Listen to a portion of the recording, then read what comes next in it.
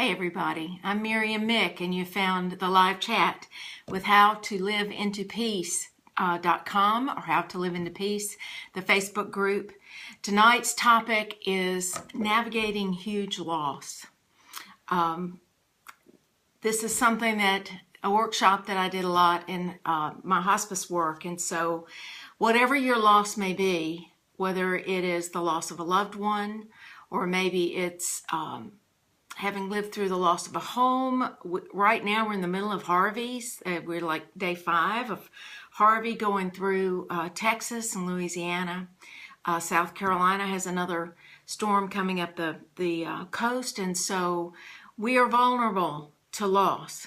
It could be the loss of a job. It could be the loss of a relationship, divorce, a breakup. Could be the loss of a home to burning. A friend of mine has gone through that. And so I'm going to be talking about this in terms of loss of a loved one, but you can substitute in your loss because our reactions as people are about the same. And the way to get to peace in the middle of huge loss is to move right through the middle of our grief. If we try to run from it, we're just postponing it. We're just creating maybe more issues that are going to obstacles to our peace. So we want to move through it the best we can.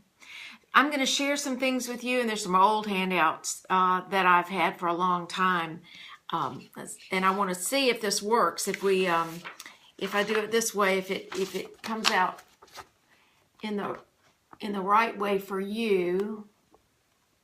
Can't even see that with my glasses off. I think so. So this is one of the first handouts that we've used. I'm going to hold it back like this and maybe you can see it. When you're attached to something or someone, your identity is attached to that thing. And we're going to talk about a loved one, but it could be, substitute your situation. Our identity is overlapped with that particular thing. And so as we are in our lives, we're overlapped.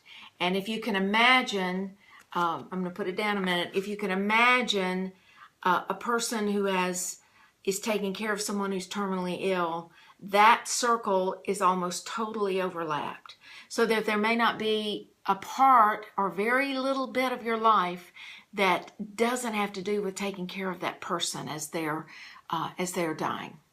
And so while this sliver looks pretty big, this sliver right here looks pretty big, the sliver that you feel like you may have left after someone has died or after a loss in which you're totally invested with your own identity, that sliver may seem like very little is left.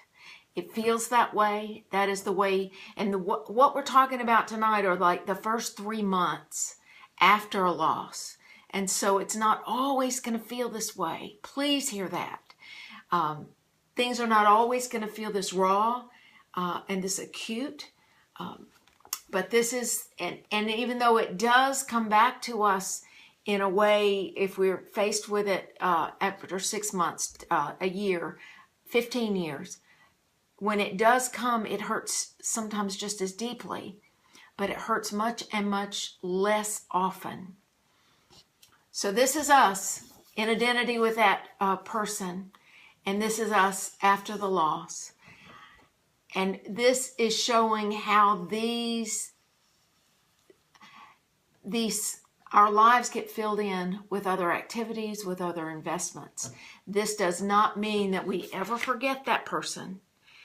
There's a hole in our soul that is exactly the same size as that person. So only that person would be able to fill that particular hole in our soul, you might think of it.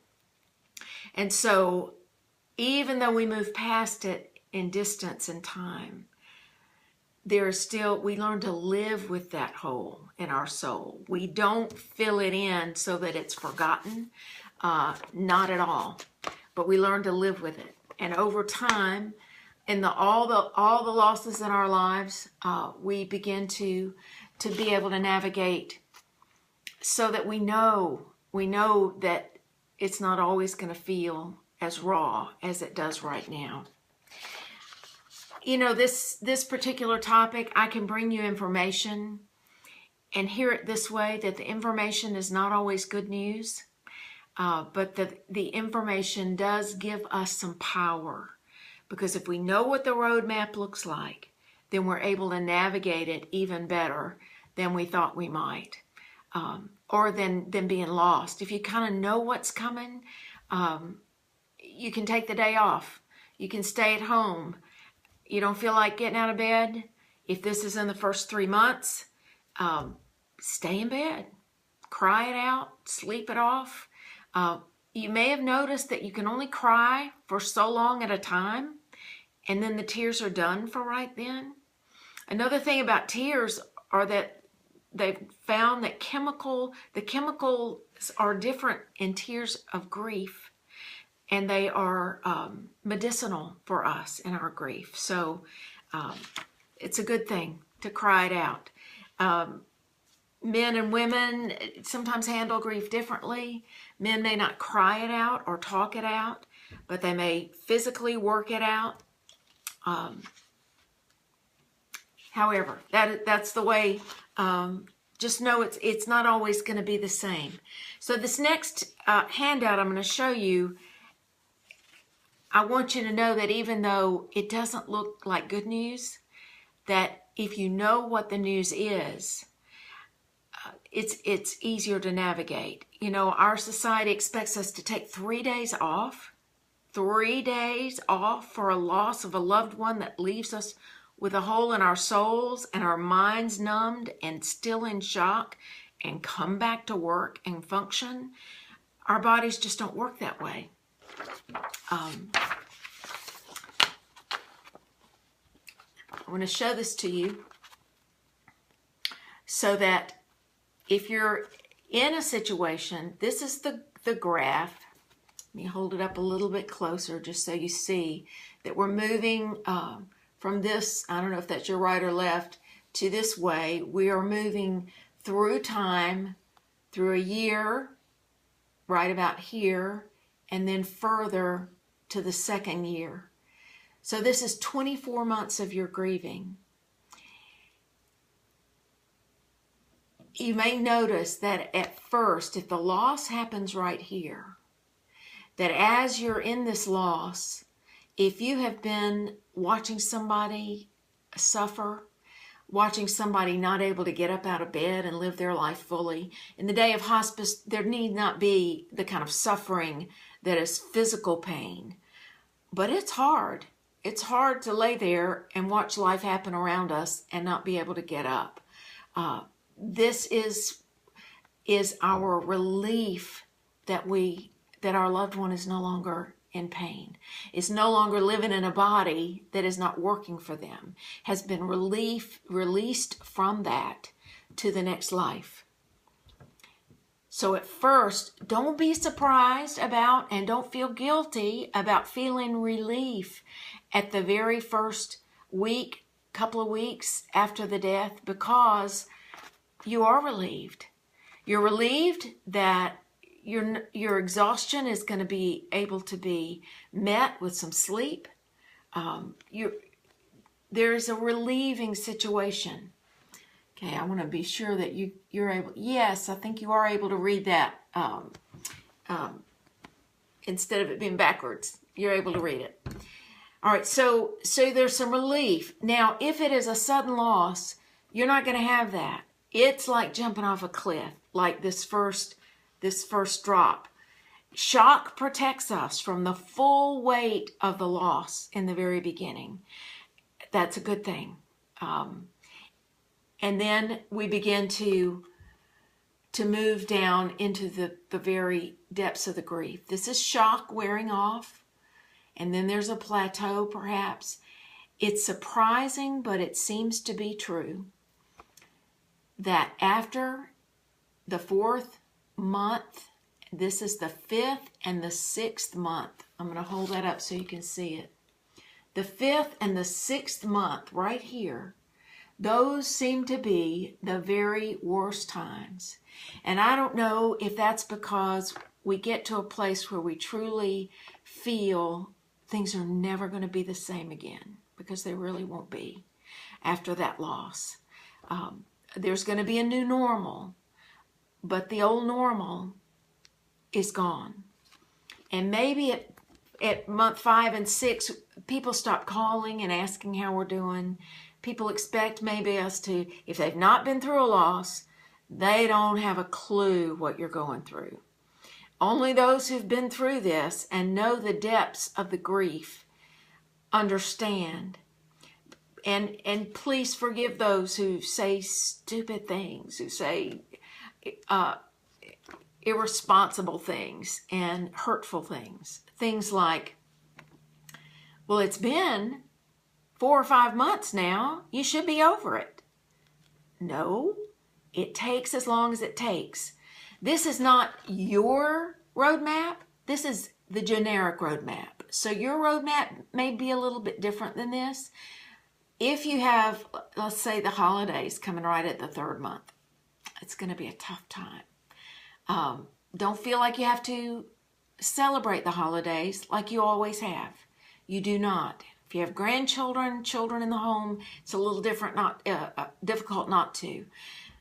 But if you have something like the holidays coming up in this early time, or an anniversary, or their birthday, or your birthday, those are going to create these little dips in this graph. So your graph, your roadmap is going to look different. But if you know to expect that things are not going to be good, they're not going to start getting better until you're moving toward the 9th and 10th month. And then you're anticipating the anniversary of the loss, and that's what this dip is. That dip is not nearly as low as that 5th and 6th month, and you see that you climb out of it a lot easier. That climb is a lot easier. Grief is going to take time and talk, or expressing it, however it is you can express it, and tears. Seems to me that's God's gift to us, to help us get whatever it is from our gut up and out. But it takes as long as it takes. So 1st, 2nd, 3rd month, 4th month, 5th, and 6th month, the very toughest. Then I've had people say to me, I don't know what happened. I woke up one morning and I was out of the woods. Another said, there must have been a light or a curve in that tunnel, because I didn't see the light until I was right there on it. And so you won't always feel the way you feel in this 5th and 6th months. Because if you don't know this information and that this is what the roadmap looks like, you may think, I am always going to feel this way. This is not a life worth living. You start to feel you wish you died with that person. All those thoughts that you've been having. Normal, but they won't stay. Those things we've talked about getting out of the darkness right in this moment, having your peace in the moment, they can help if you need those things. If you need to be okay for a particular event, maybe a visit with someone, or somebody's coming in to visit. And I'm going to have these random thoughts, but if somebody comes to visit you and you have lived with a person who's died, where you live is where that person's supposed to be, so they may not have grieved very much. But when they come to see you, because that's where that person is supposed to be, or that situation, or whatever it is that's been lost, maybe they haven't seen the destruction of the natural disaster. Where you are is probably where they're going to experience their grief. As if life isn't hard enough for you. But if they can cry their tears with you and can let you cry your tears with them, you can walk each other through that loss. In particular, children, they're okay because they're away, and then they come home and that's where daddy's supposed to be. Daddy's not there, and it's tough. You may think they don't care about you. That's not true. They're having a hard time coming back to the place where he's supposed to be. So you might want to think about, especially holidays, something like that, Thanksgiving, visit your children where they are. That's a little bit different because it's not like coming home where he's supposed to be. We may have another one later, another chat later about the holidays. There's some specific things about the holidays that we might talk about later. This is a generic blueprint of what grief is like. You anticipate the loss, and then the day of the anniversary usually is not nearly as bad as we thought it might be. The anticipation is worse. But make a plan, make a way to honor that person on that day. If we try to pretend that nothing's going on, we're fine, that's when we're not fine. Maybe be with somebody or go do their favorite thing. Watch their favorite movie, whatever it might be. So this is the first anniversary. Moving up to the second anniversary. The second year is easier in terms of the depth of feeling the loss, but at this point you have some experience with living with that hole in your soul. It doesn't mean it means you've been through everything one time. You've been through their birthday once. You've been through every holiday. Been through those memorial services. If you've been to those at church or maybe the hospital or at hospice or even your funeral home may have one of those. You've been through all that. And now you've made it through the second year. That's what it looks like. So please don't be surprised that life is tough for that first year.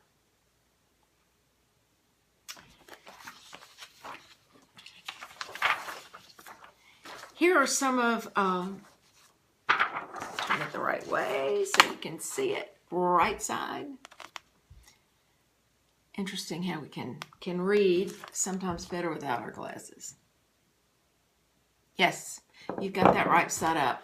And if you're joining later and watching this, please make a comment and we'll respond to those as we can in future chats. This is a list of the possible reactions to death.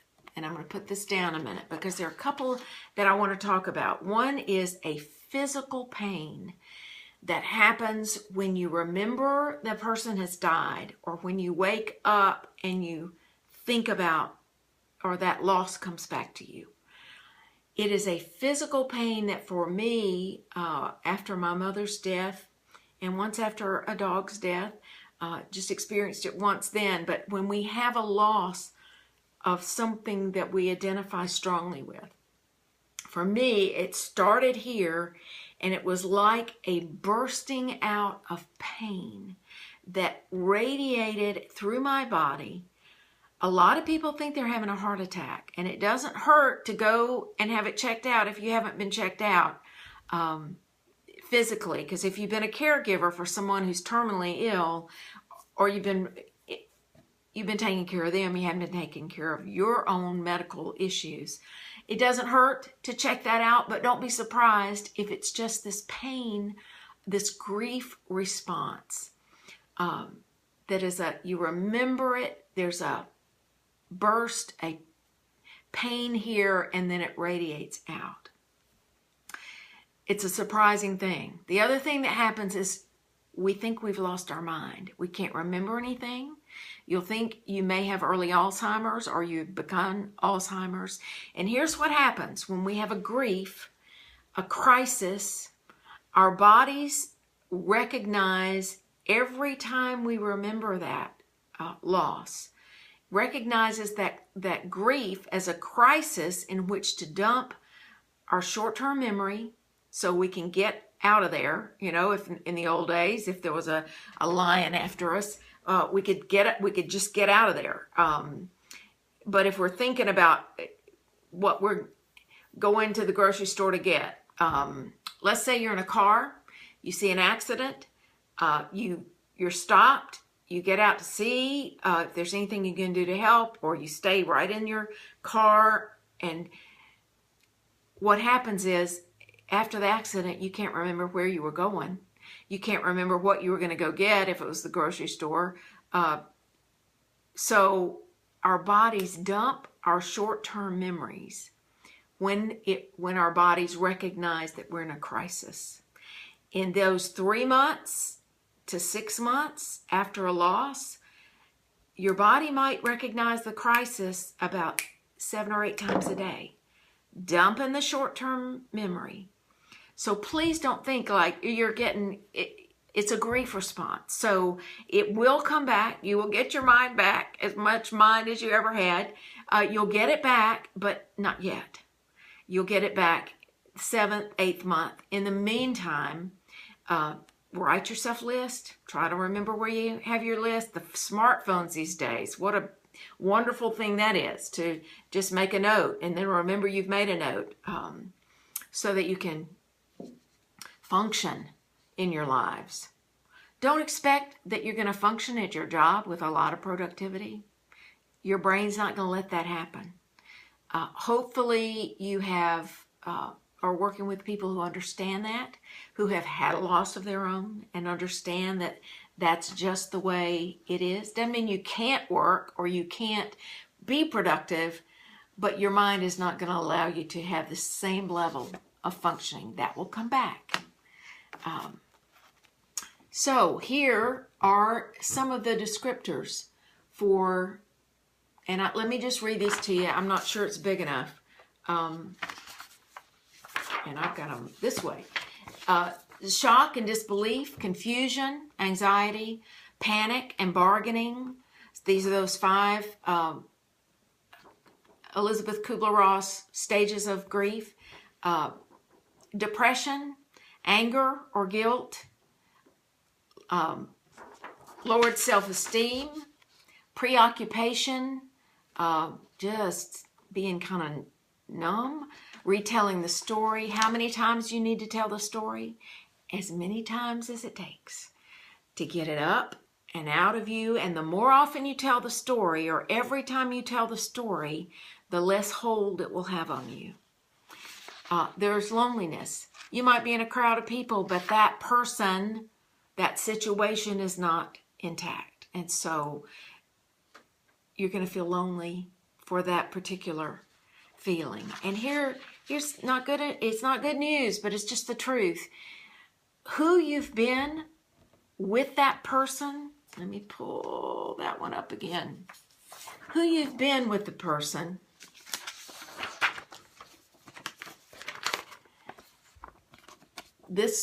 This person, am I doing that right? Nope, upside down. Who you have been with the person, that person has brought out a part of you. And some of what you miss when you grieve is the part of you that did leave with them, because there's nobody else who pulls that particular part of you in relationship out. And so we truly do lose, when our father dies, my mother died before my father. So when my father died, I lost the daughter. There's no more daughter part of me in expression in this life, only in relationship to those 2 people, and a second mother. But we truly do lose the part of us that was in relationship to that person. I hope that makes some sense. And so if you're the child and you have lost your mother, and you'll notice your father is not the same person. And so you've lost the father that you had, who was in relationship with the mother. That's not good news. But if you know that that's what you can expect, that's part of the unfoldment of grief and just the truth about it, you know to expect that, You're really grieving maybe the loss of both. Your father's still there, and there's a new relationship with him. But in our family of origin, my mother was so much living her life in support of my father that he became a much less strong person because she wasn't giving her support to him. So in some ways, it changes who we are when we lose that person.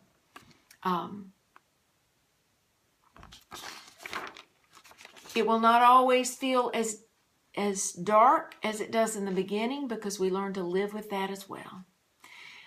We learn to live with the loss of that person, and as people find love again, as then a different part of us is brought out. That's why every love is different.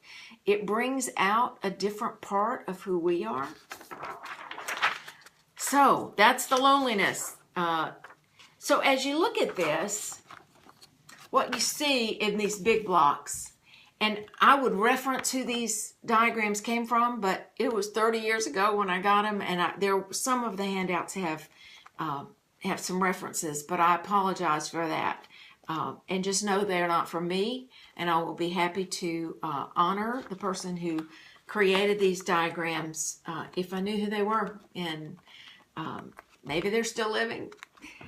This is a disorientation phase, a fear of losing control.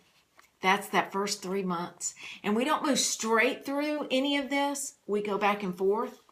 But the disorientation is certainly the beginning, not being able to... People, when they retire, feel this, just disorientation. Then there is this adaptation phase. And in the adaptation phase, then we're struggling, and we have some envy, and we begin to have some hope and growth. In the disorientation phase, these words down at the bottom are helplessness, frustration, limbo, resentment. Then we come to a sense of healing here. This within the first year, sometimes longer. You know, the more our identity is tied to that person, that situation that we've lost, the longer it takes to grieve, to reach a new normal, the more help we need, the more support that we need. It just, that identity and our loss of that identity as that person moves to the next life, that loss, it takes time. And what determines how long it takes is how close our identity is tied to that thing that has been lost. There are tons of other handouts that you might find. I'm sure there are page after page of loss. And so there are things like that are common to you're not going to be able to read this, but trust me, there are places to find diagrams like this. There's one from Donna O'Toole that I have here, and there are a lot of and Jean Harper as variables to your grieving process, how old you are, how social you are, your spiritual beliefs have a great deal to do with how you navigate the huge loss. How the loss has affected you financially, physically, emotionally, age, gender, life experiences. If you've been through a loss before, then you do know that you can move through it and that there's going to be a new normal. So there's some random things that I want to share with you about navigating huge loss. And one is, if you've been in a situation where the loved one has been very sick and you have pictures in your head of the very last days of their life, and maybe the amount of weight loss, maybe there was some disfiguration in the illness, a smell, maybe there was a just the everybody at the very end of their lives, their head goes back, their mouth goes open, and they for the gasping of breath, maybe the eyes glaze over. If that's the picture you cannot get out of your head, and why wouldn't it be? Because we get these pictures in our head, and the more emotionally traumatic, either for joy or for sadness, these pictures are, then the more engraved they are in our mind's eye. So if you have one of those pictures, here's the way they say that you can tape over that picture comes to mind. Have on your person or close by a picture of healthy mom or dad, healthy spouse, so that when that picture that you remember, or the whatever's happening in the physical trauma, you know what it is, and we don't need to talk about it, but bring that healthy picture.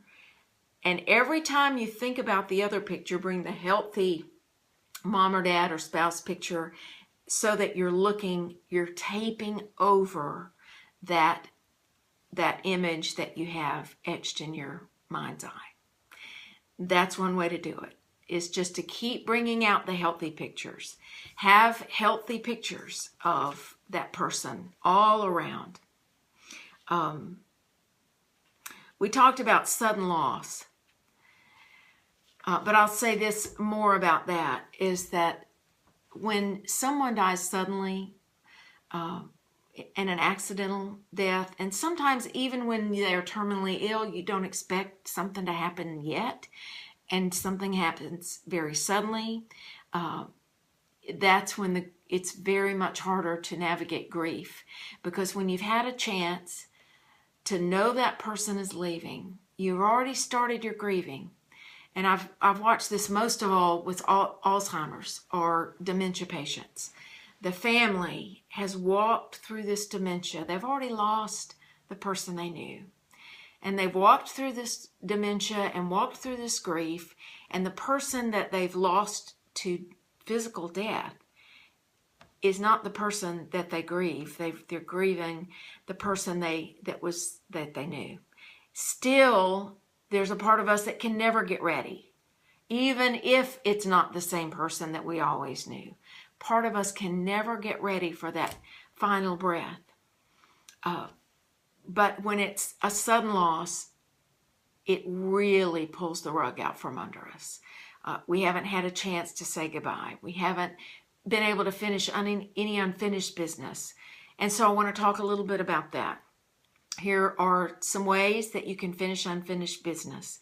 One, whatever you said after the person has died,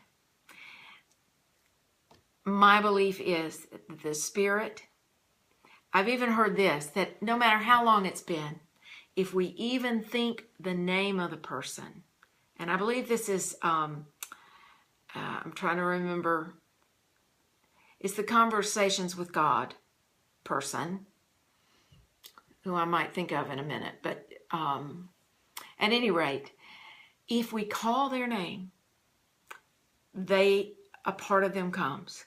Not for us to comfort them, but for them to be present. I have a friend who feels a hand on her shoulder when she has that presence of the person. I haven't had that. I've had the thought of the day my mother died, and I didn't know she had died. I got a visit from her. I'm certain of it. I didn't see her. I don't have that gift to be able to see. Don't have it yet. Maybe I will. But I knew there was someone in the car with me, and I kept looking over. There's more going on here than we can see, and there are presences. I'm skipping back. I'm going to come back to what to do with the unfinished business. But there was a study, a workshop I went to called Angels, Apparitions, and Grief at one of the hospice conferences, and I cannot tell you who did this work, but here was their study. 66% of widows and widowers get a visit from their deceased spouse within the first year. That visit comes in a way that spouse understands, oh my gosh, that's my loved one. They may hear a voice. I had one person say, I heard her voice speak the name, the pet name that she called me. Couldn't have been anybody else, her voice. And it was between waking and sleeping, just as he was waking up and he heard it.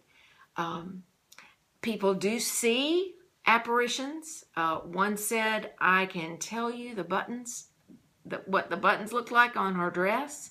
66% of widows, 75% of parents experienced apparitions within a year of the death of a child.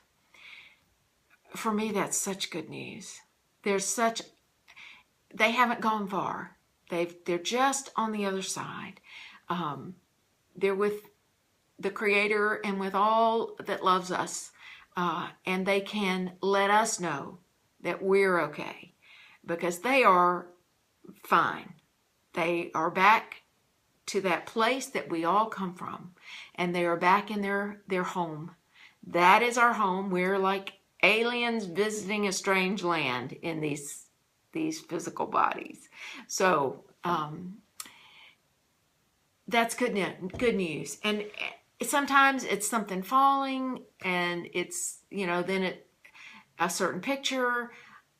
A lot of these things happen in our sleep and our dreams, but you wake up and it's different from a regular dream. You feel like you've been with that person. What a gift if you had a visit. And if you haven't had a visit, it's my belief is that it's because you haven't, it doesn't serve God's purpose for our lives, or we haven't needed to have that visit. We're already as at peace. And they come in service of our peace. Peace, thank you, God. So, now, back to how to finish unfinished business. Speak to the person. You can hold their picture. You can write a letter. And say, you don't have to be nice. You're mad, they're gone.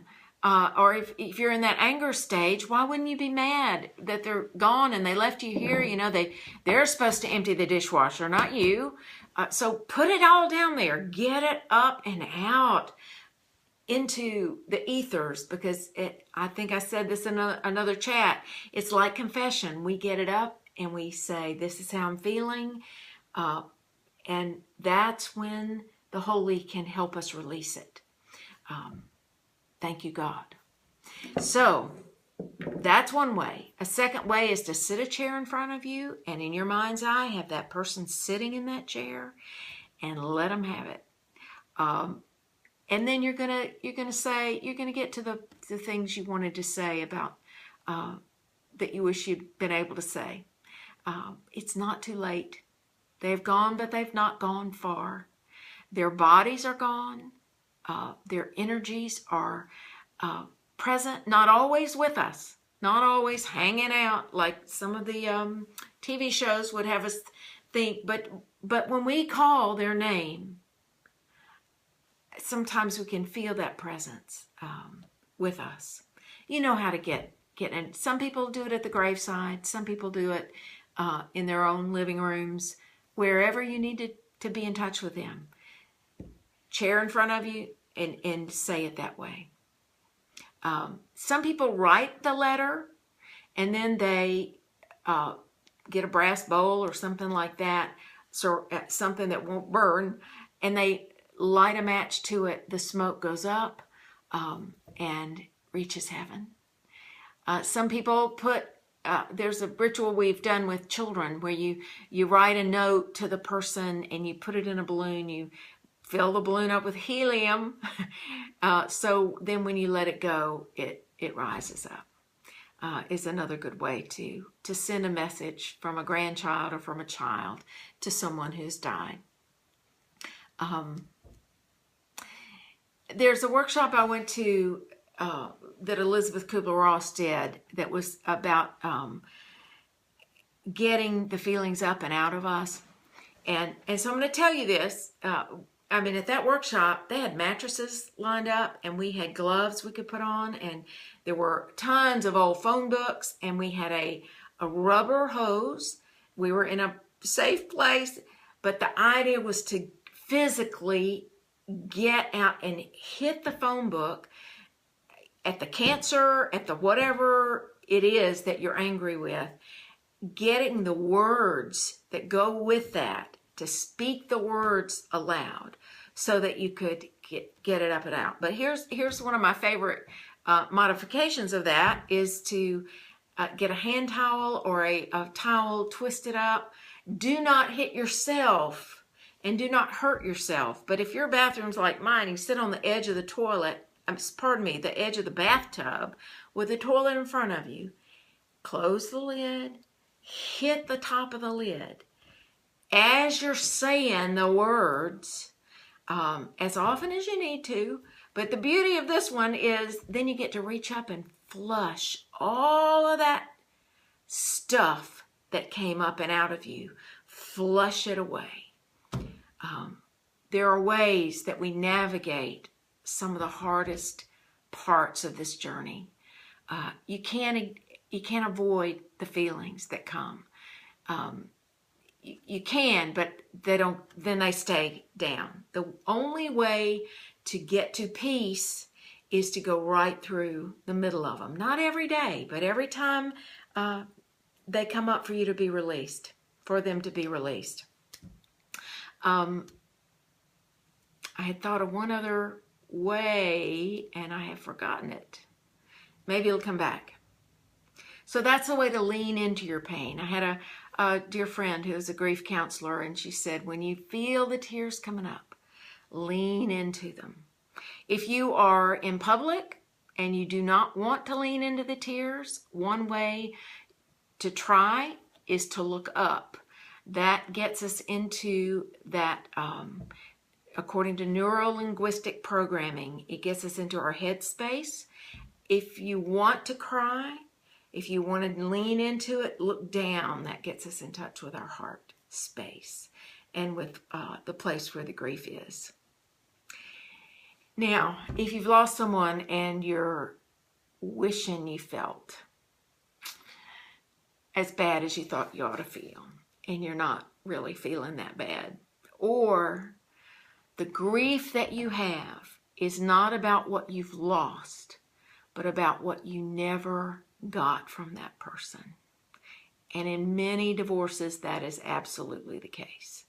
Our grief is not about losing the person. It's about what we never got from that person. Same is true of some lost to death. So that's normal. It's still grieving. You're grieving what you never got. In that case, you got a lot to say to the person. You put them in a chair in front of you, talk to the picture, write it down, get it up and out of you. And there are always things we wish we'd done differently as well. Or we'll remember something that happened years ago that we wish we had done differently with them. Tell them. It's not about their hearing it as much as it is about our expressing it. As we express it, we are telling the story of our relationship with them and moving through to a new place, and hopefully in time to a new normal.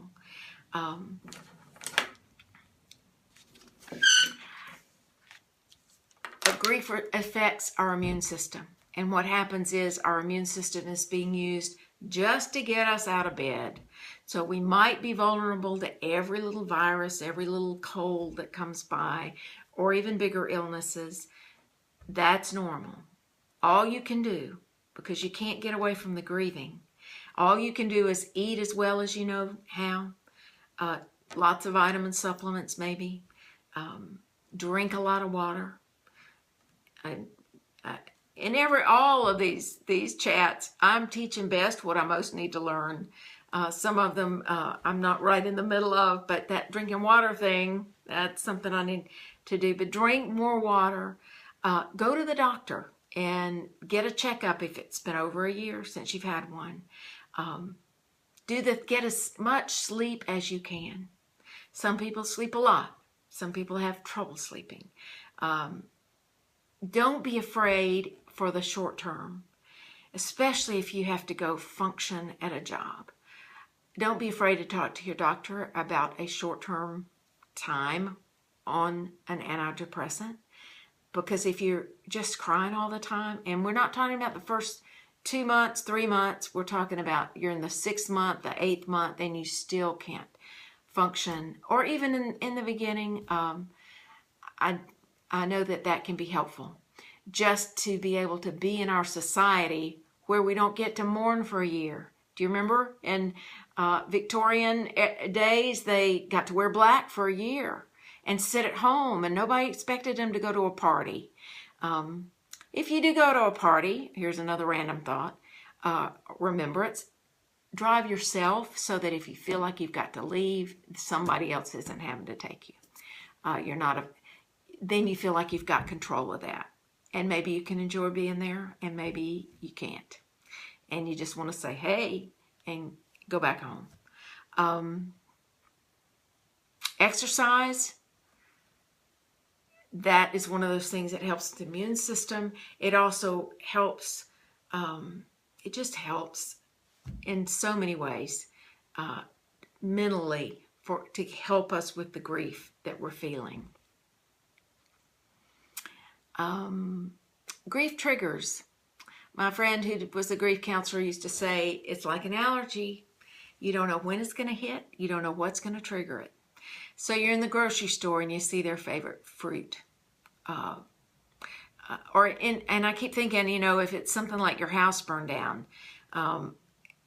you have that triggered when you remember something that got lost, and you see something like it. The triggers come, and then just leave the cart and go back to your car. Here was that thing I forgot. That, you crank up, you have to be careful somebody's not watching you, but one of the things just to express the grief is just to scream. And if you live with other people, you may not can do that at home. Crank up the music, scream in your car. It's a safe place, and nobody's going to judge you for it. Be sure nobody's around to judge you for it, but because people don't, if they've never been through grief, they don't get it. They don't understand. One of the saddest experiences in my hospice work was a woman who she was the only woman in her family. She had 2 sons and a husband, and her mother had died.